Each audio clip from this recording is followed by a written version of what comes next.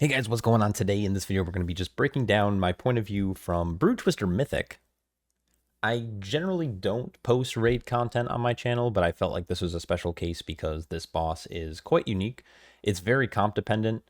It's fairly weak ore dependent, and the strat that we ended up going with was a 3-tank strategy, which we haven't seen since, like, I swear we haven't seen it since, like, BFA, like, maybe Vexiona. I know there's 3-tank strats. You saw it on, like, Lady Ashvane back in Eternal Palace, but we haven't really seen anything since then. But I want to talk about my point of view, how I kind of optimize my damage to try to perform closer to the DPS side of things compared to the tank side of things, and talk about just, like, general strategy. Now, one thing I'll note is that on this boss in particular, I was helping out with putting down markers. We had our raid leader putting down triangle and diamond, and I was putting down star and orange. So I was trying to optimize my damage without having to taunt the boss or anything like that. The big thing that I was meant to do in this fight is in phase 2, or in the second section, we do some pretty big spider breaks, which the tank spiders do a ton of damage. So I was helping alleviate our Blood Knights damage so they could just focus on positioning and making sure that they're topped off so we reduce the amount of AoE damage. Anyways, I am playing Shado-pan for this fight. I'm using Foul Behemoths as well as Sikran's Endless Arsenal. And starting off the fight, I'm pretty much going to send most of my CDs on pull. Foul Behemoth as the opener. We're doing like Keg Smash, Breath of Fire, Weapons of Order, back into a Keg Smash, into a Rising Sun Kick for that damage amp, Exploding Keg Window, etc. So you kind of your standard opener. Pretty early into the fight, the boss will start moving. We're looking around the 15-second mark, and we're going to just follow him using Lighter Than Air to maintain our damage uptime. Now, Endless Arsenal did proc here, or not proc, but it is now off of cooldown because it shares a clone with our Foul Behemoths, but I'm holding it for the first ad set because Endless Arsenal has 3 effects. 2 of them do big AoE damage, 1 of them just single target damage. I'm holding the AoE damage for the next ad set, and the other thing that I'm really paying attention to is my total energy spent. I am trying to make sure I have Shado-pan procs active. So right now I happen to proc the Shadow one, but my energy just reset. So I'm going to be working to get that up quickly. I taunt one of the spiders, and the second spider should get threat based on my damage, or I'm going to end up taunting later. Anyways, I'm not able to proc the shadow damage until a little bit later. This wasn't actually my best pull, which is kind of funny because I still ended up doing a pretty solid damage parse. Just it depends on how you like end up lining it up. I didn't use Black Ox Brew there, which I typically do to reset my energy. Anyways, moving on to the second egg break, which I'm putting down star and orange on top of the markers, as well as just maintaining DPS. So at this point in the fight, I want to try to make sure I'm getting a new Wisdom of the Wall buff earlier. I just procced it, and now I'm going to be trying to dump as much energy as possible to try to make sure I have it for this next ad set. Right now I'm only at 64. I just went up to 89. Now I'm at 129. I Black Ox Brew to get an energy reset. And then you'll see me kind of just dumping. I'm at 179, so the next 2 Keg Smashes should be good. Taunting this close spider that spawns on green, and the other spiders being, I don't think there's another spider in here, is being picked up by other tanks. On this set, I'm using Leg Sweep early, and then as soon as those ads die, I'm moving over to the next ad to make sure that I'm getting the kick. So I'm the 3rd kick on the worm. It ended up working pretty good to have the tank on 3rd, but I could have probably been earlier to make it easier, but that's a-okay. Anyways, moving to now our 3rd section, which I'm going to be putting on 2 new markers here, and we're just staying on the boss. Now, ideally, what would happen here is I'm going to get to like 225 energy right before the next ad break, and then I'll spend it as soon as the ads come out, but I think I end up sending it early anyways, but that's okay. We really want to try to optimize our burst damage. I end up running out. I get the Tiger's Lust. I'm going to then come back in the Shado-pan proc. I think I get a little bit damage there, but I probably sent it a little bit too early. Anyways, I'm provoking that far spider on triangle and bringing it in. We're nuking on the parasites. Leg Sweep did just come up. I don't need to use it here because the ads died extremely quick. And then we are now trying to get this worm down as soon as possible. And here I'm going to be committing Touch of Death if I can. So Touch of Death goes off. I kill it from about 12% to 0, which makes us have an easier time just focusing on the boss damage. So right here, we are sitting at about 63%. The idea here is you want to be sub 60. If you can get this boss sub 60 before he moves, you're going to be fine on damage, and you can do the strategy where you only have to break 1 set-ish in the last section. So right here, we actually pushed him to 59. I think he ended up being like 58.8 or something like that when we pushed him. I'm putting down my 2 markers here. And now we are just spending a little bit of time. Foul Behemoth just came up again now, I think for the 3rd time in this fight. So I'm sending that here because it's good single target damage, and then my Endless Arsenal should come up for the next ad set. At least I think it does. It's about 20 seconds off. We're positioning the boss somewhat in the center of these star and orange markers so we can easily death grip, and I have an easier time picking up the spiders. There is a big spider on purple, orange, and star. I'm actually not AoE taunting here because I don't want to actually AoE taunt the boss. Right when that happened, I got the AoE shadow damage, or not the shadow damage proc, but the Wisdom of the Wall proc. I am the third kick here, so I am going to eke out just so I can get this kick here. We're going to get the kick on the Poison Burst, and then I'm going to roll back on top of the boss with the spider so people can continue cleaving it down. Now, ideally, what would have happened here is that I wouldn't have been in this kick order, because having to pull the spiders off the boss means we lose out on cleave. But that's the benefit of 3 tanking, is that since we're 3 tanking, I can just kind of sit with spiders on me, and while they hurt, that's just where I'm committing all my defensive. So I committed things like Dampen. I actually ended up saving Fortifying Brew. Most of our progression, I ended up using Fortifying Brew there as well. But you commit a lot of your defensives to that pull. This one now has 2 big spiders, and the last set has 3 big spiders. We're making sure we're breaking these eggs. Now, I'm unfortunately going to have kind of the further kick.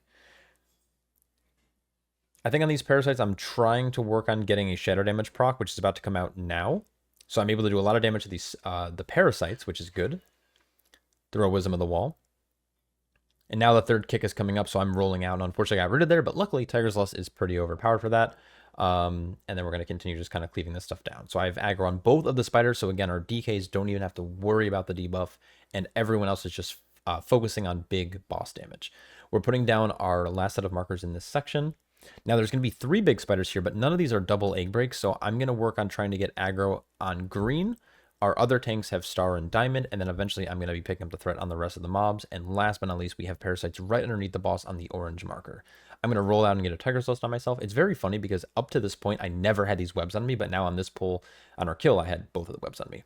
I had the shadow damage proc go off there, which is super nice. Plus, I just had the Endless Arsenal as well, so I'm able to send that for big AoE damage. And you can actually see that I'm sustaining 1.3 mil, which is about equivalent to a Windwalker monk on this fight, which is kind of funny. Some of my better pulls, I was sitting closer to 1.4 mil, 1.5 mil. Just unfortunate kind of lackluster shadow damage procs, plus not great spending of my energy. We're about 2.5 hours into proc at this point, or for the night, so I was a little tired. Those spiders went down really quickly. At this point, you want to see sub 30%. So the fact that we're at 27% is really, really good. I think when he starts moving, we're at 26%. And then we get him into the 25% mark range. So I'm going to put down 2 more markers here.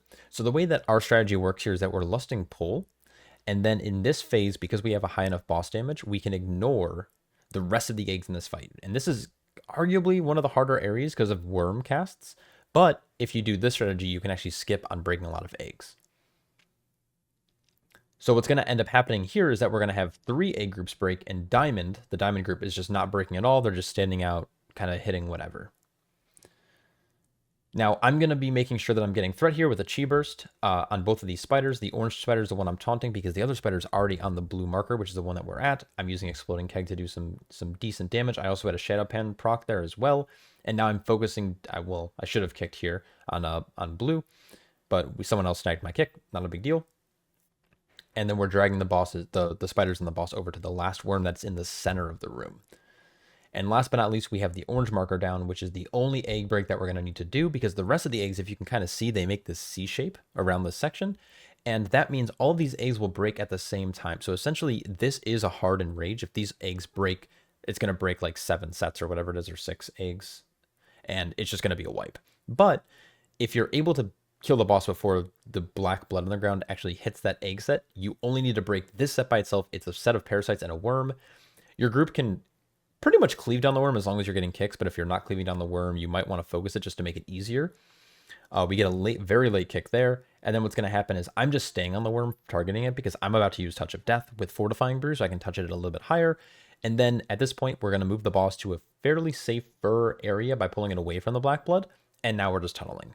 When you're at 5%, this is an easy tunnel. Once this black blood reaches this outside eggs, that's when the fight will pretty much end, because the worms will pop, they'll all cast, and then it'll be a wipe.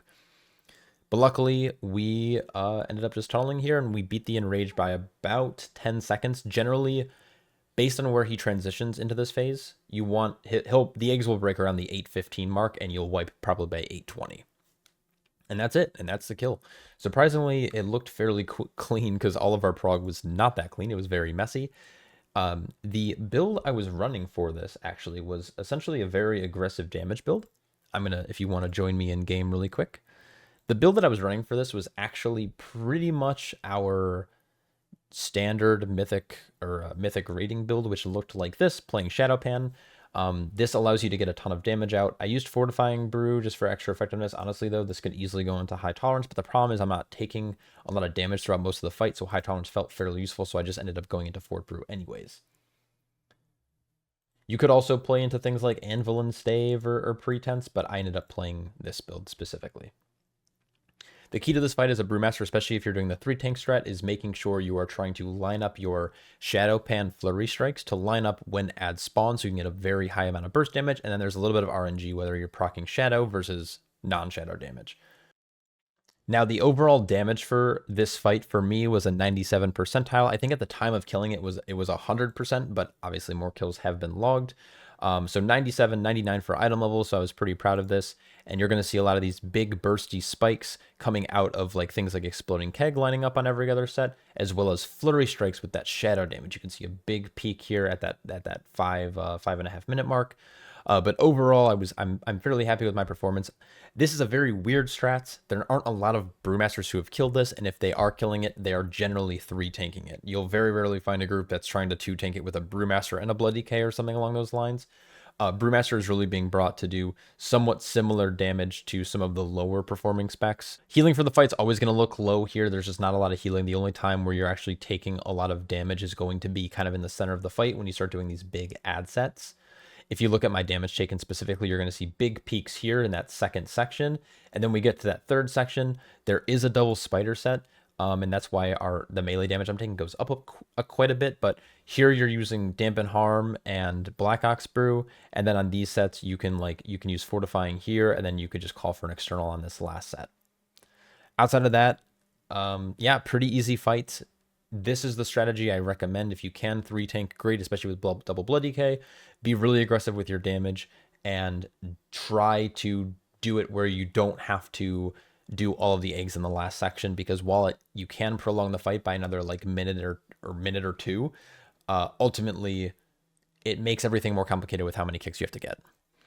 Anyways, that's the video. I hope you guys enjoyed, or at least found it interesting. Let me know if you have any questions about it that I can maybe answer in the comments below, and I will catch you all in the next one.